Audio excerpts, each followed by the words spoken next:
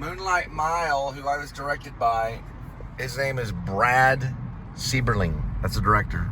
Brad Sieberling. He directed Dustin Hoffman and Jake Gyllenhaal and many other wonderful actors. Some iconic stars are in Moonlight Mile. It's a movie that I sought after and I want to see. Now, I'm going to tell you my connection between Moonlight Mile. When Moonlight Mile was released, 2002-ish, yeah, 2002, later on, I would be arrested by a police officer in Crowley in front of Sarah Lopiccolo's father's home in the middle of a suburban area, like a suburbia, like it was like a suburbs. They said I threw water out of the window, which was incorrect. I don't know who did that, probably Jake Gyllenhaal, but I didn't do it.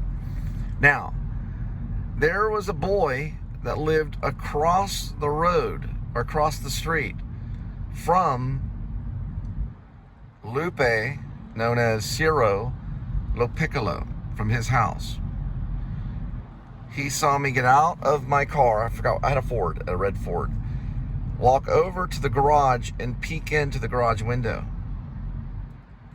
Because I was trying to see if Sarah was there, and she had put her car in the garage, but they have tinted garage windows. I turned around to go back to my car, and there was a spotlight on me. That was the Crowley Police Department, who Kit Long is part of. He's part of the chief. He's a chief, what's it called? Chief. I know they use the word chief. Chief of police of Crowley, yeah. His guys had already had me on a spotlight. That's how quick they were. I was asked, I guess I got back in my car. Yeah, I did. I got back in my car and they had a spotlight on me. They came up, they asked me my name, I gave them all my information. Then they went back. Those guys are probably in prison. Yeah, probably all of them. I went back. Well, I was in my car. They came over with spotlights and a light, shined it in my face and said, "Get your reading glasses." Had these little tiny reading glasses. I still have them today. And I said, "Why?" And they said, "You're going to jail."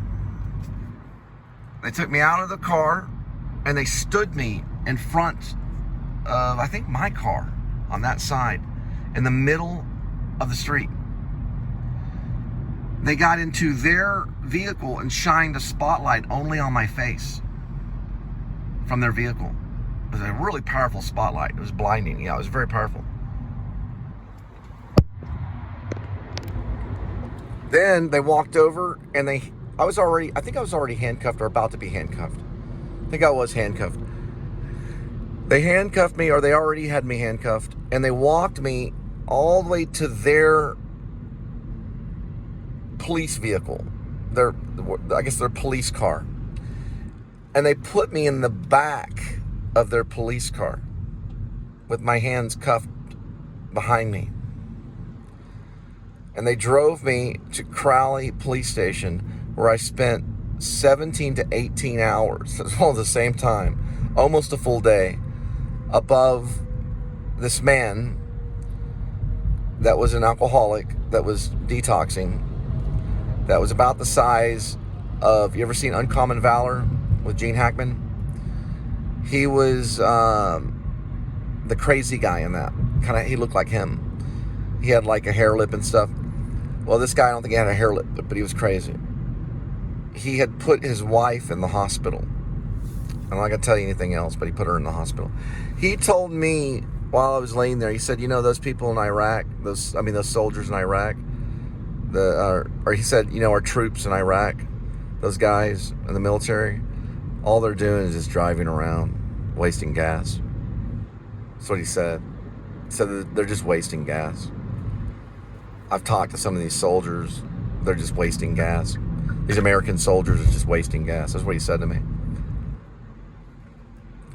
I was released and talked to like a county clerk judge or something like that. And she said, this is the reason why they arrested you.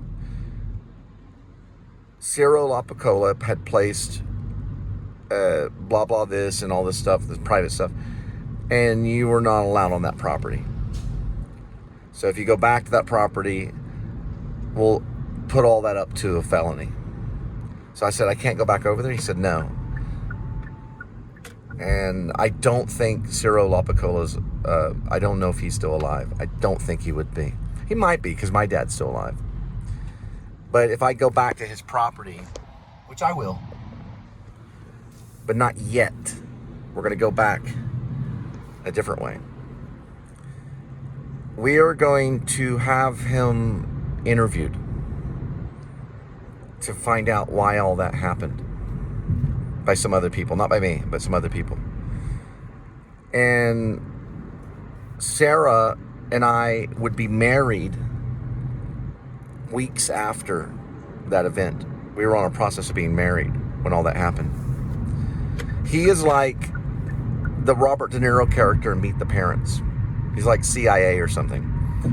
But they did arrest me. I did spend time in Crowley jail, and this was probably borderline 2004 to 2005 or something like. I don't know the amount of time. Now I was in there for 17 hours, but when it happened, I don't.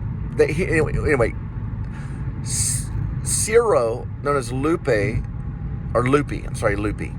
Ciro Lupe LaPicola had to go to the county clerk house. He had to go to the courts and remove the charges against me.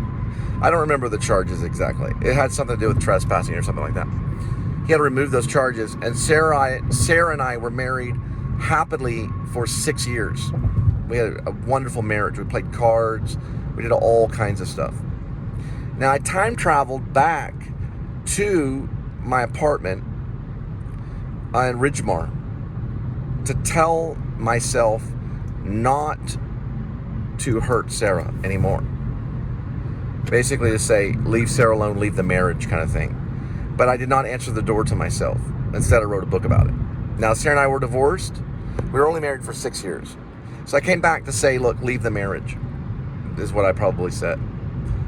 She filed divorce charges against me, and I was process served at Warren Tech in, I believe, Bedford. Was it Bedford? Yeah, Bedford. And the process server served me the papers. And then I put no contest and sent them back. She went her way, and I went my way. So it was a complete divorce. I probably was trying to tell myself, walk away from the marriage. Just walk away from it. Just, leave now or whatever. Because later, someone would knock on my door. Now, I did time travel and go back to remind myself. There were 2 police officers that did show up the night that I knocked on the door. I time traveled, went back and knocked on the door. Those 2 police officers are actually time travelers, and they showed up. They went into the living room and interviewed us and asked about the knocking on the door. They knew at that point. They were Fort Worth Police Department. They have been time traveling for quite a bit of time. And this is all given to us, but different ways. Now, it is in the book, Escape from Maine, but they interviewed us and asked us all these detailed questions about the knocking on the door. And I ended up putting that in the book, Escape from Maine. It's actually called Escape from Me. I actually did do that. That's what that's based on. And they looked like time travelers. They were just weird looking kind of guys. They had like a different uniform on. They didn't look like they were in the same time. And they came into our living room and interviewed us. And we want to know exactly what happened. And I said, well, someone knocked on the door, and I did not look to the peephole. And they said, well, what else did you do? And I said, who is it? And they said, what did they say? And I said, me. And then I called 911. I actually called 911, and they arrived immediately. They wrote all this stuff down, and they said, that's a good thing. If someone knocks on your door, just call us. Especially if it was 2 o'clock in the morning.